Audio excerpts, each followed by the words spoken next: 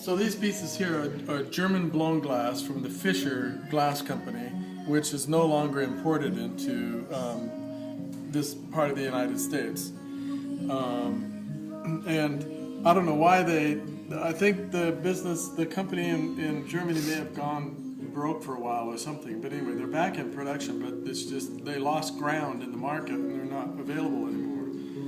Whereas this glass and this glass, these two are blown pieces from Fremont Glass Company up in Seattle, and it's a small glass blowing factory, and they've emulated pretty much this Fischer Glass Company's look and transparency. So they must have dipped the bubble into the different colors of red to put these striations on here, which are gradated light to dark lines. And then this one has just got this strange little flame-like wispy clear going through it. And then this Fremont glass has got some impurity here that kind of changed colors. But it's changed it sort of to a copper red, so I thought next to the green out here, that was a good gradation.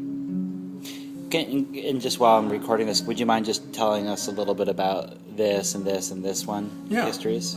All the bevel glass is Dan Woodward's beveling, and then on the dichroic pieces, he cut dichroic glass and sent it to a laminator.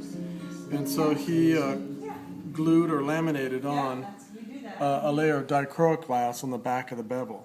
So it makes it twice as thick, but it also makes the reflection vary in color and the transmitted light vary in color with the dichroic.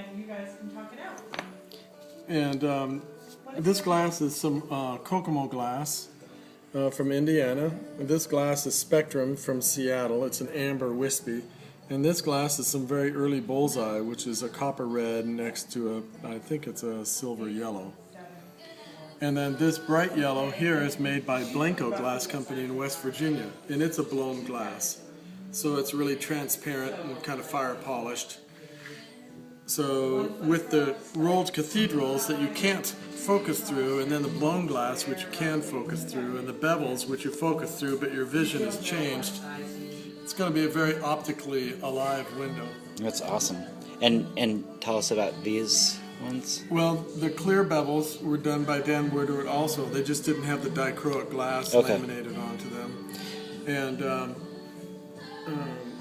these shapes are, I mean, he's exquisite in how he bevels, but he doesn't polish out all the little lines from the machine, so you get a lot of shimmering light off all these little irregular edges to the bevel.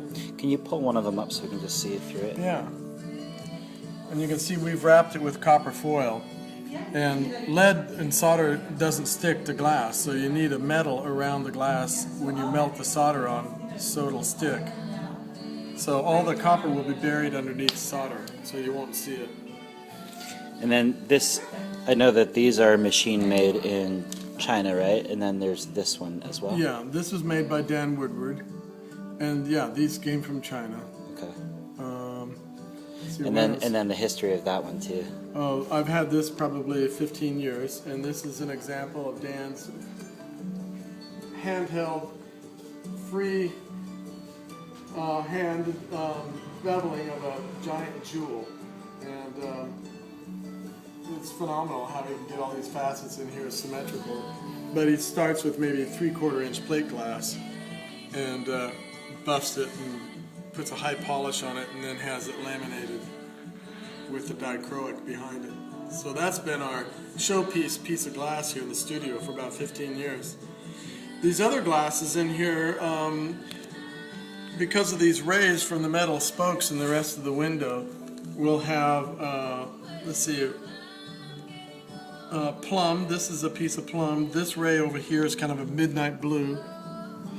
And this ray over here I think is back to plum, and this one is green, and this one is peach, and then this one is plum. So we have some peach glass here to fade in, some plum here to fade in, green, and plum again, and then blue, and then plum.